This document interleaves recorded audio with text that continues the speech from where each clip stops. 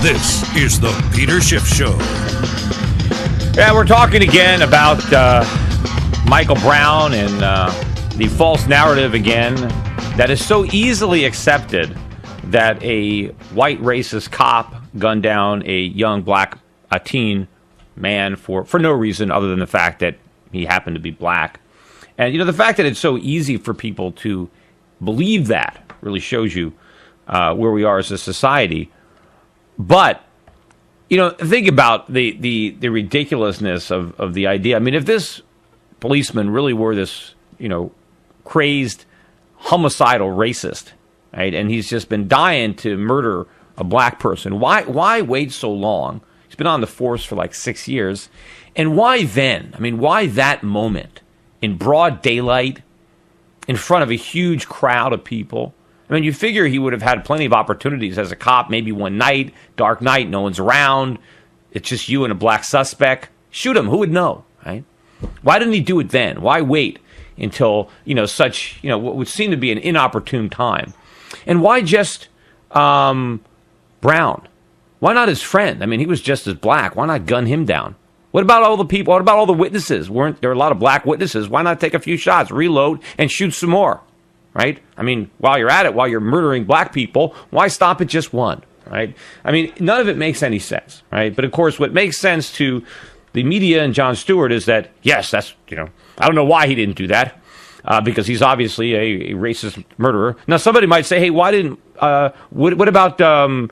I mean, obviously, Brown wouldn't murder a policeman in front of witnesses. Maybe he's confident that the witnesses don't want to snitch. You know, we talked about that in certain neighborhoods. You don't snitch on the cops because the cops are the bad guys, right? So you don't snitch when somebody kills one of the bad guys. But here's this Daily Show clip. First, where Jon Stewart, again, is trying to prove by numbers that the white cops in Ferguson are racist. Here, cut number 10. Forget that in Ferguson, 94% of the police are white and 63% of the people are black. Forget that 92% of police searches and 86% of car stops are for black people. Forget that the white municipal government finances nearly a quarter of its annual budget through the fines and penalties disproportionately leveled against the black portion of the population. All right. So he is upset that blacks are disproportionately arrested or stopped or fined. But what about the fact that blacks commit a disproportionate amount of the crime? Should that be overlooked? Blacks statistically are 8 times as likely to commit a robbery than white. So what does that mean? I mean, if your town is 67% black, I mean, pretty much there's a lot of blacks that are going to be committing a lot of crimes. The statistics make sense. Why don't they go? Why don't they go and get the arrest records of the black policemen and compare them to the arrest records of the white policemen? I bet if you did that, you'd find that the black cops are arresting the same percentage of blacks as the white cops. They're not racist. This is just the numbers. You know, you're talking about, oh, all these, you know, blacks, whites are gunning down blacks. I read the statistics. Of all the black murders per year, 3% of blacks are murdered by whites. 3%. Despite the fact that the country is more than half white, right? Only 3% of the blacks who are murdered by whites. However, for white people, I read that 45% of whites are murdered by blacks. Despite the fact that blacks are only 13% of the population, if you're white and you're murdered, there's a 45% chance that it was a black person who murdered you. So, you know, whites seem to have a lot more to fear that they're going to be murdered by a black than a black has to fear that they are going to be murdered by a white. But you see, Jon Stewart, you know, assumes, well, people don't know. I'll just say, well, 65% are black and 85% of blacks are arrested. Therefore, these cops are racist. Therefore, they're not racist. That has nothing to do with it. But here's where it gets worse, where he talks about how difficult it is to be black in America. And he uses the example of a cab driver. Here, it's cut number 11. Imagine that instead of that, on a pretty consistent basis, you can't get a cab, even though you're a neurosurgeon, because you're black. I guarantee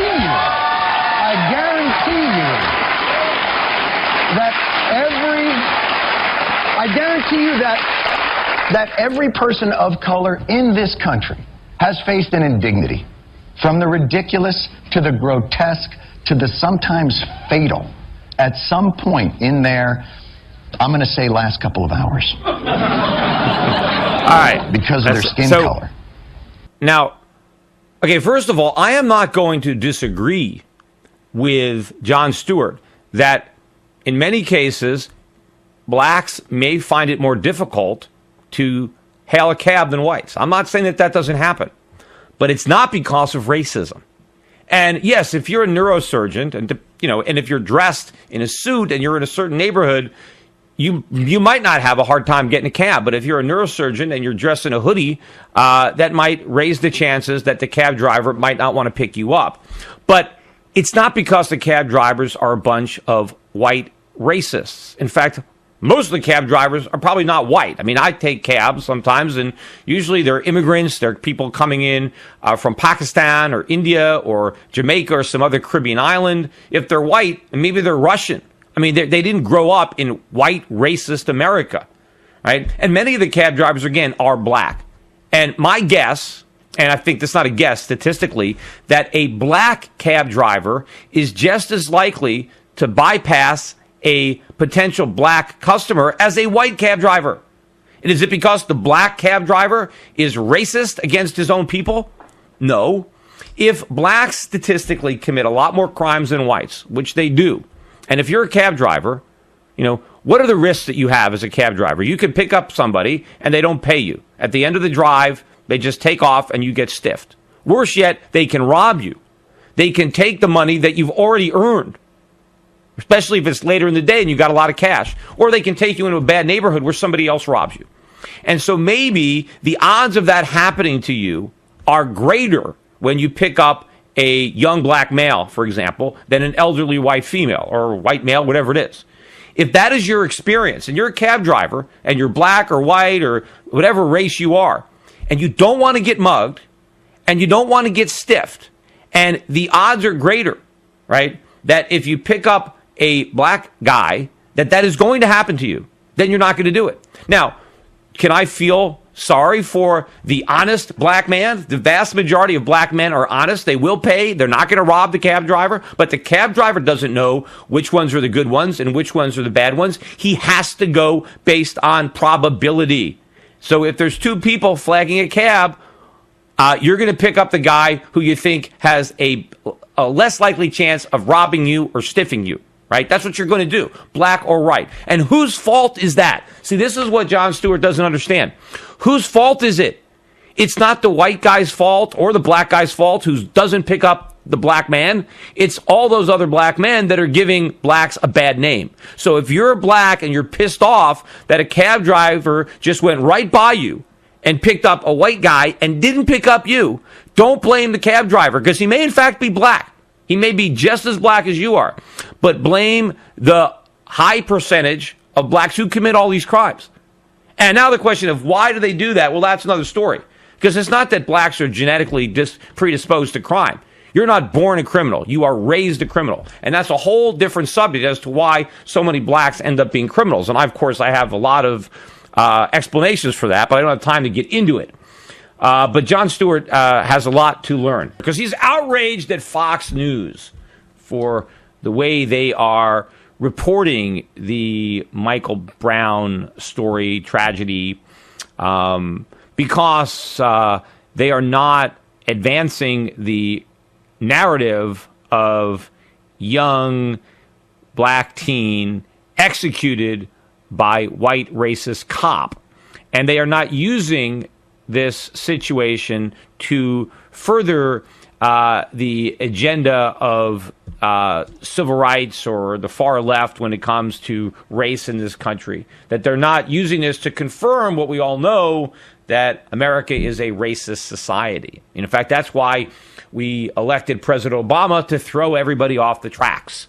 I think a bunch of racists decided to vote for Obama to show people that they're not really racists, so they can be racists and say, hey, we're going to vote for this black guy, and then people won't realize what a bunch of racists we are, right? That was part of the plot all along. But what really outrages me is the coverage in the mainstream media, particularly like MSNBC, CNN. I mean, they're all guilty of rewriting history even before its history. I mean, it's one thing to rewrite history when it would happen hundreds of years ago, and it's really hard to know exactly what happened, right? But rewriting history from last week when it's obvious, but that's what they're trying to do when it comes to the Michael Brown situation. So here's a clip. This is Ferguson pastor Carlton Lee talking about how Michael Brown is now the new face of the civil rights movement. The new face. Here, cut number 12.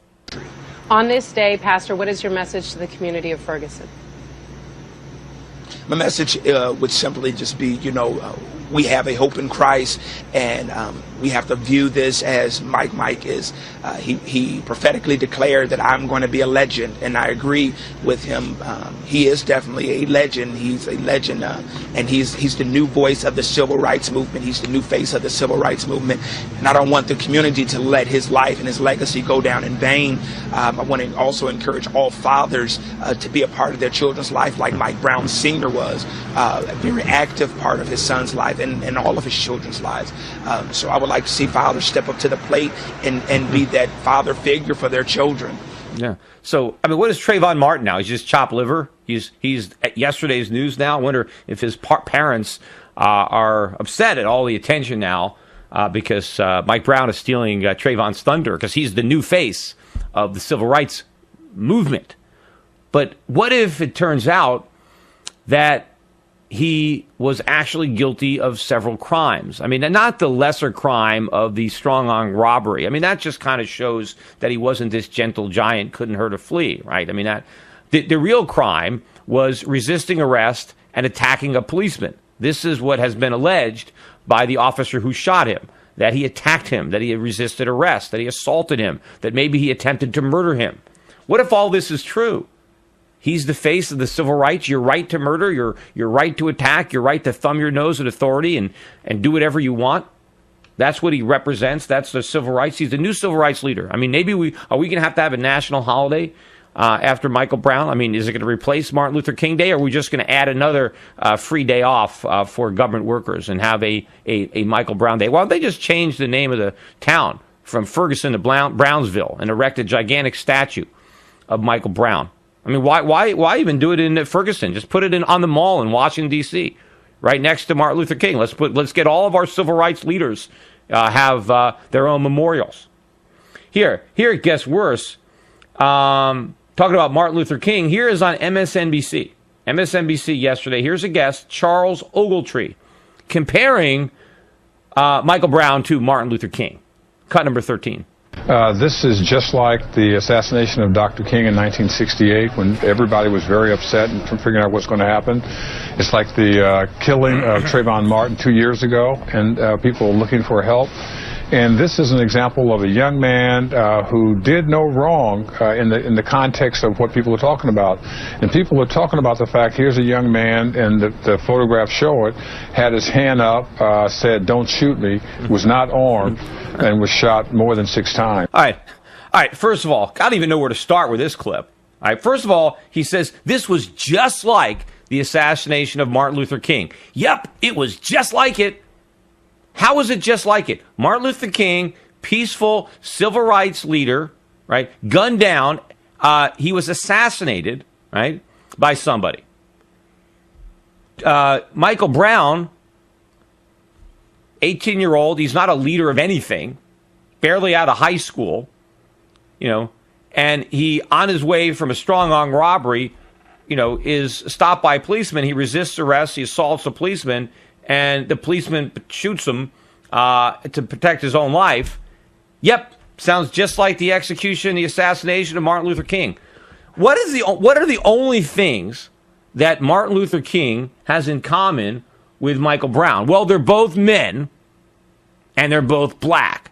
That's where the similarity ends. So if 2 black men are killed, it's exactly the same. Nothing else matters.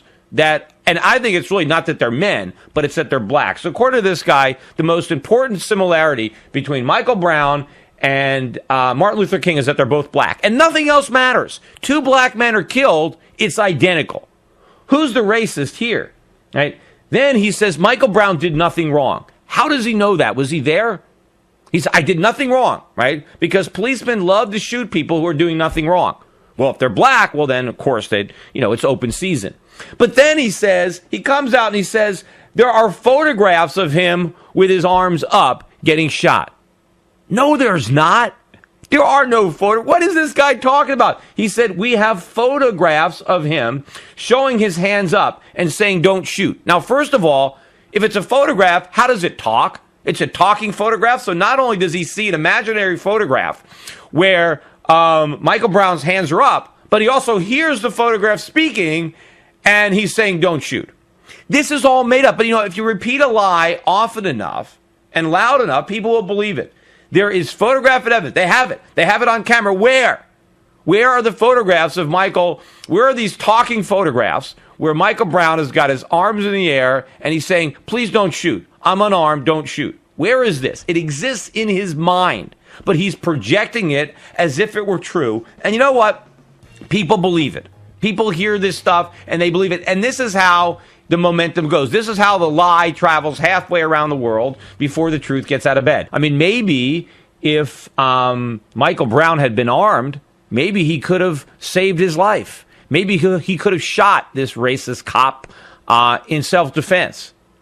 I mean, why aren't all the liberals advocating for more guns for inner city black kids so they can protect themselves against white racist cops who, of course, are armed because they're cops, right? I mean, couldn't he have defended himself? I mean, look how many times this officer had to shoot before he hit Michael Brown in the head. He was such a bad shot. Michael Brown is standing there with his arms in the air. This guy is firing 11 times before he finally can hit him in the head. If Michael Brown had been armed, maybe he could have pulled out his own gun and he could have shot this racist cop before he had a chance to murder him. Right? Why aren't our liberals coming out and saying this proves that we need more guns in the hands of honest, law-abiding, gentle people like Michael Brown? Because a guy like Michael Brown never knows when a white racist armed cop is going to jump out of his car and try to execute him. And the only thing that could protect young black men from white racist cops would be if they were armed. But no, they don't see that argument. They want to be hypocrites on every issue, consistently hypocritic. That is a Democrat. But I want to get back to these clips where this guy, Charles Ogletree, is on MSNBC talking about these talking photographs that he knows he saw. He knows he saw of Michael Brown with his arms in the air, pleading for his life, saying, don't shoot, I'm unarmed, when he was gunned down. He saw these photographs. He knows it. They exist. Here, cut number 14. I think this reminds us of exactly what happened years ago when I was a young kid to the son, the great man Emmett Till, the young kid who was killed in Mississippi for allegedly whistling at a white woman. This is even worse because Michael Brown did not break any law at all in terms of the police officer. And the most that ever happened in this case is that he was looking at some cigars and took some cigars that were a misdemeanor fine. And you are, in a sense, punished for that if you want to be punished in the law as a misdemeanor. But he was shot and killed despite his efforts to try to explain to the officer, don't shoot, don't shoot. It didn't help at all. Yeah, now, again, this is all misdirection. The robbery of the cigars is not the crime that got him shot. Whether or not the policeman knew that he stole those cigars or not is really immaterial because that's not the crime. Like I heard some people say, well, your cops are allowed to shoot people if they're trying to escape. If they're dangerous and they're trying to escape, you can shoot to stop them from escaping. And they're saying, well, was this, he knew that he potentially robbed the cigar store. Would the police shoot him? No, not for robbing a cigar store, just because, just by shoving the clerk. The crime that he committed was assaulting the police officer and resisting arrest. Punching a police officer and going for their gun is a crime. This is what the officer alleged Michael Brown did. Now, maybe he didn't do it. Maybe the officer is making it up. But what if he didn't? What if he's telling the truth? It's possible that this policeman is telling the truth, right? It's not impossible that he's telling the truth. In fact, it's more probable than what this guy expects us to believe, that he was standing there, don't shoot, with his arms up, and he got executed, right? That's what seems highly improbable. Is it possible? Yeah. Anything is possible. It's also possible that space aliens came down and killed Michael Brown. That's possible too, right? Not very probable. Maybe a little bit more probable than the other example. But again, I'm not going to believe it. It's not unless I have overwhelming evidence that that's in fact what did happen. But this guy is so convinced that he did nothing wrong. And why is he so convinced? Because he saw the photographs. He saw the photographs. Now, Chris Matthews, though, is actually questioning him about these alleged photographs. Here, cut number 15. How do you distinguish between what you accept and what you deny? It's very easy. You look at the autopsy report, and they'll tell you whether this kid was shot in the front or the back. And you look at the autopsy report, and you look at the police reporting, this kid had no arms, had no gun, had no defense for himself. You look at what you see televised, that he had his hands up saying, don't shoot, don't shoot. And you look at all these things, and I think that's going to be important. More and more will come out. I'm very glad that Daryl Parks... What was televised, sir? Professor, how did you see televised pictures of his hands in the air? How did you see them? They've been on not this station, but on stations since this happened almost 2 weeks ago. Okay, so not this station. He's on MSNBC. MSNBC, was that right? Is that the station? And there are photographs, there are pictures of Michael Brown with his hands up saying don't shoot, and the policeman shooting, and they didn't run him. I mean, if those pictures existed, obviously that'd be all they would be running. And of course, if those photographs exist, if that evidence was there, I would be, supporting the arrest and prosecution of the officer too, if there was all this evidence that that's what happened. But again, he is making this stuff up. And now he's saying, well, I saw the photo. Okay, it wasn't on your network. It was on Fox News. That's where they're the ones that showed it, or wherever it was. Right? Again, the guy making this stuff up, and he sounds, educated, smart guy, speaks well, and just makes all this stuff up. Makes it all up. And he says, well, the autopsy shows that he was shot from the front. Yeah, but according to the original phony witnesses' statements, he was shot in the back. The autopsy should have been a problem for this narrative. It shows that he wasn't shot while he was running away, that he was facing the officer when he was shot. All the bullets were shot while he was facing the officer. None of them were shot while he was running away. He wasn't shot in the back, he was shot in the front. And again, of course, he was shot in the arms, which, again, nobody but me talks about this. How do you shoot a guy in the arms when his arms are raised? How do you do that unless you're aiming for the arms? And if you try to kill a guy, why are you going to aim for his arms? Of course, if he's running at you and your arms are right out in front, it's much more likely that you're going to hit the guy in the arms, especially when the bullets have passed through your arms into your chest. How does it pass through your arm into your chest when your arm is above your head? I mean, unless you're on top of the guy shooting down, which is difficult when the guy you're shooting is 6'4" and you're at a distance. But again, here, they talk about it again. Here's more on these photographs. Cut number 16. If you look at the autopsy report in the New York Times just a week ago, it shows the injuries to the back of his head, the injuries coming through his front eye, the shots in the back, and that shows the bullet places as well. The autopsy, there's been several autopsies done. That information is valid as well. It's not that I'm discounting what other people are saying. I think we have to listen to that. But the reality is that people have been watching, addressing, and seeing what's happening. And I think we can keep an open mind, no question about that. Let the jury decide, but I think if you look at Chris, at all this evidence, there's going to be a lot that's out there. And I think that a young man died, and we need to answer to that. And make sure his mind is as closed as a mind can be. But I was hoping that Chris Matthews would say something again about these non-existent photographs.